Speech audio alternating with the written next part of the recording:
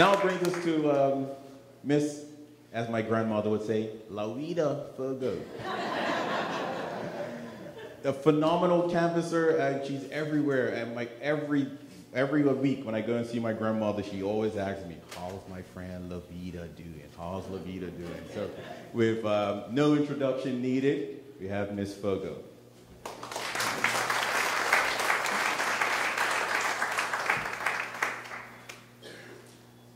Good evening all, and thank you for coming. I just want to say this to you first. It's not by chance that I'm going third, because I made sure that I did come early to check out the seating arrangement. And once I found out where Dame Jennifer's seat was, I made sure that I positioned myself so that I would be the third speaker. And that I had a specific reason for that, because I was counting on my women of St. George's to indeed lay out parts of our plan for this government carrying Bermuda forward and standing strong for Bermudians. And so I knew it would make it very easy for me to stand here tonight to tell you, as a thoroughbred St. Georgian who does bleed blue and blue, I am going to deal with a special part of St. George's. A very specific part of St. George's. And I'm going to deal with parochial issues only because both the Dame and Renee have handled the more national issues. So, as I said, I did this by design. I'm not a teacher for nothing.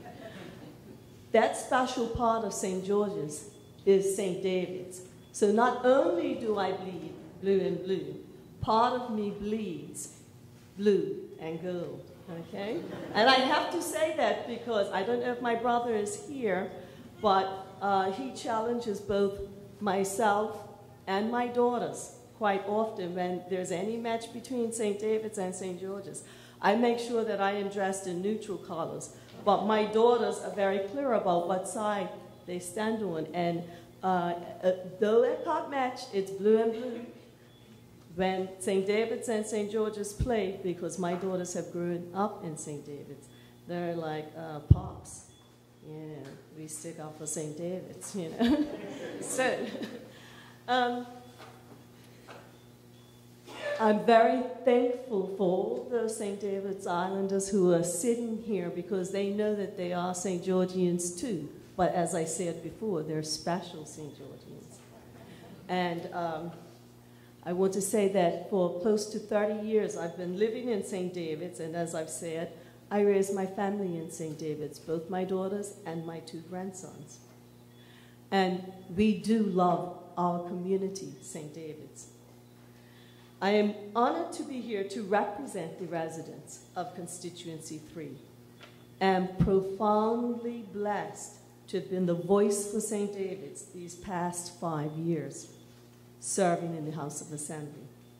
For this, I am truly, truly grateful. It's been an honor.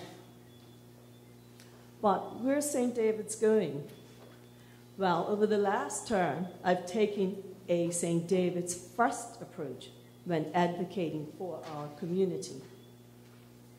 During the last several years, through negotiations and direct interventions, specifically from me as the area MP, our community has experienced increased bus service to St. David's. In particular, the 6:15 bus in the morning was introduced, and the hours were extended to 8:45 at night.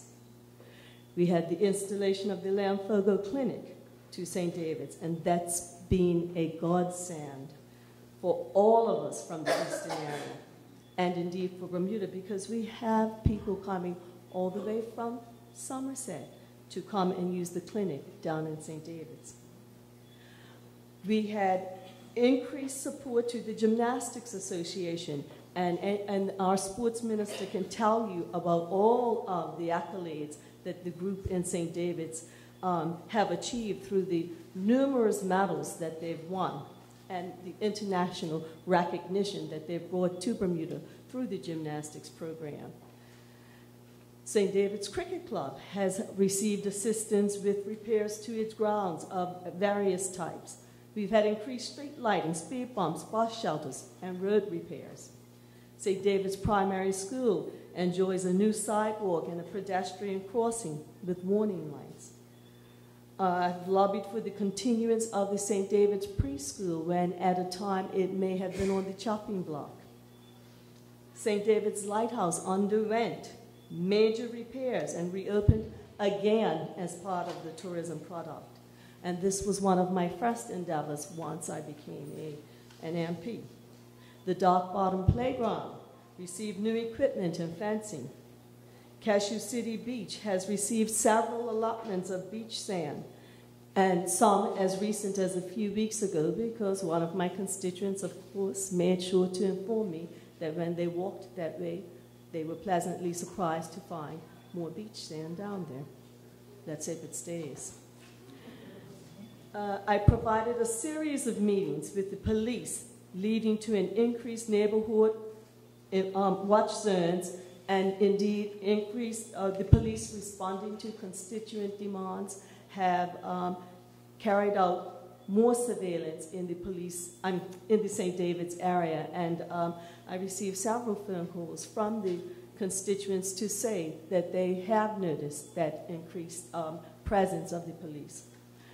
Clearwater Middle School, especially when Mr. Carlos Simons was the principal, received not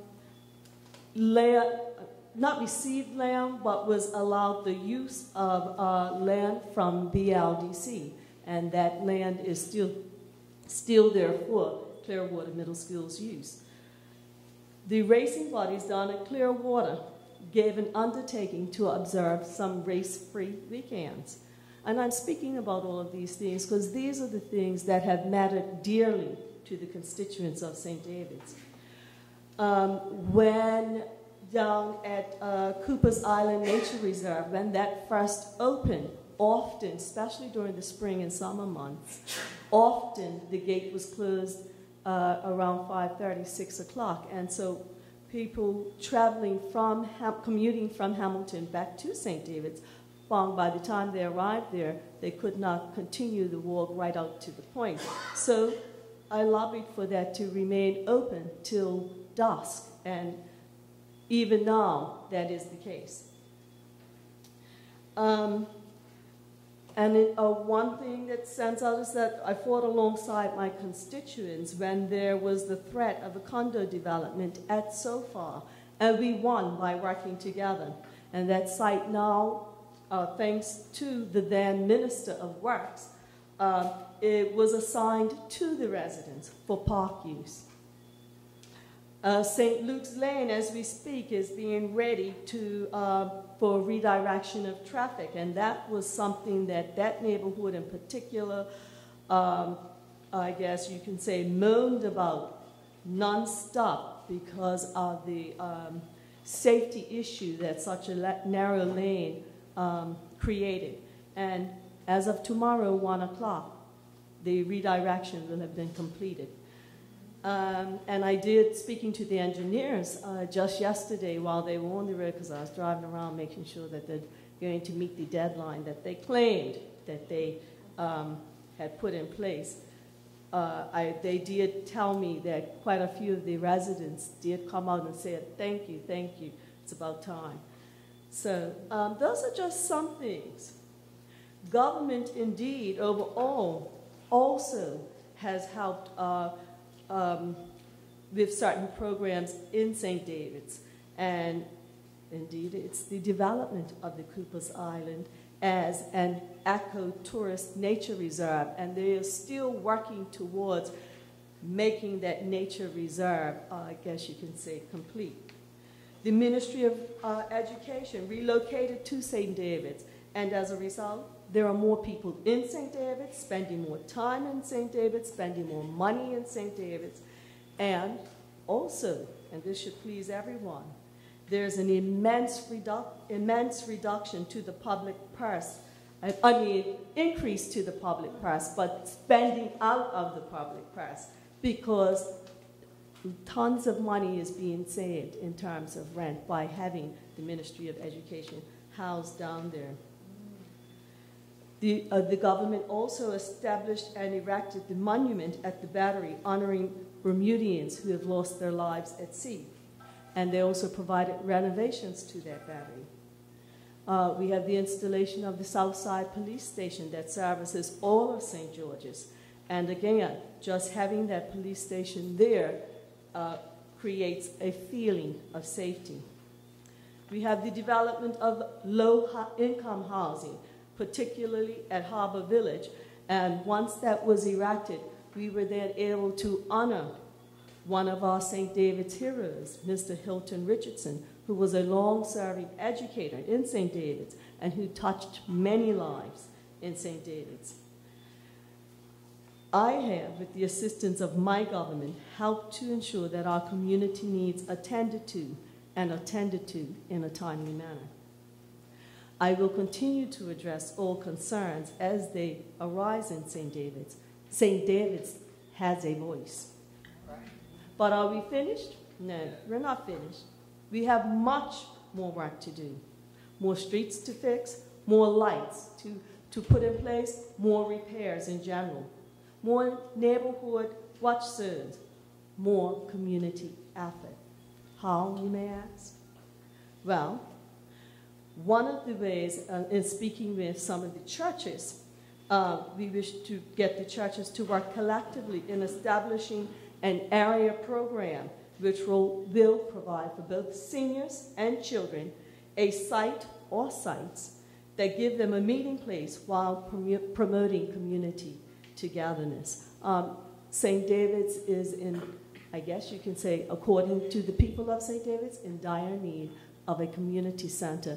And if we can't have it housed under one facility, then we must work as a community, the community that St. David's is, to ensure that we do provide that for St. David's Islanders.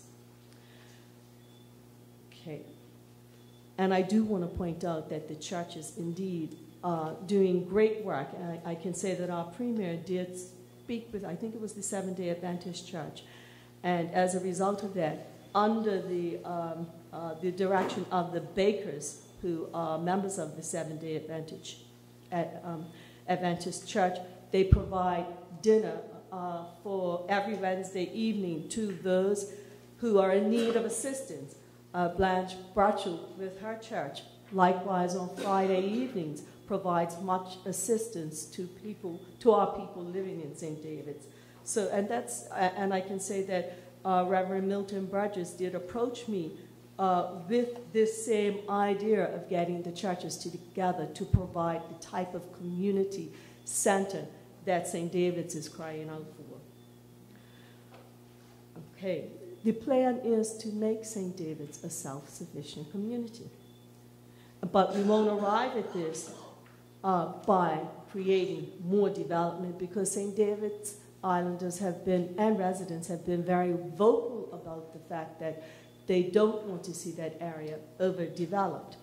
Instead, we hope to arrive at that through redevelopment of, for instance, some of our historic sites. One of the sites already having been done was, as I mentioned before, St. David's Lighthouse. And through the continued design of the Cooper's Island Nature Reserve, and through the establishment of more business in St. David's under the similar sort of conditions that the EEZ provides.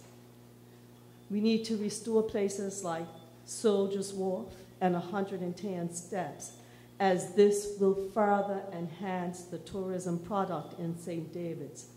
This effort will provide St. David's with a natural fit into the National Tourism Plan, because as a community, we want to know that we will be able to survive and shine as Bermuda continues to grow and develop.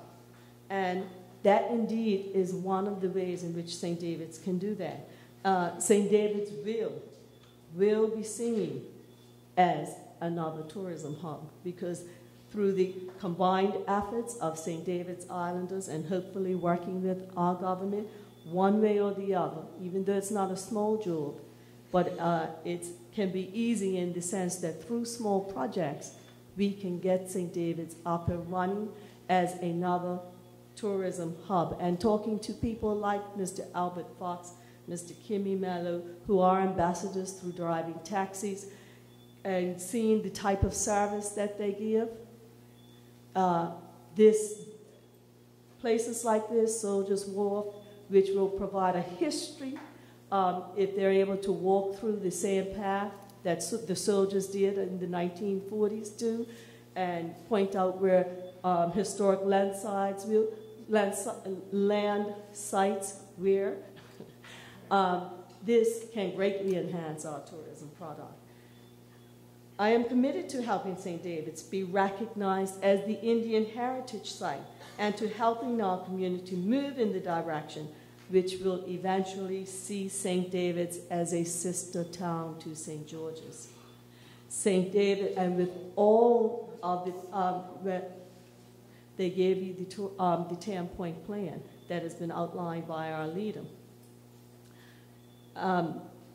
St. David's, once St. George's develops and comes online, will greatly enhance as a community in the East the whole Eastend product.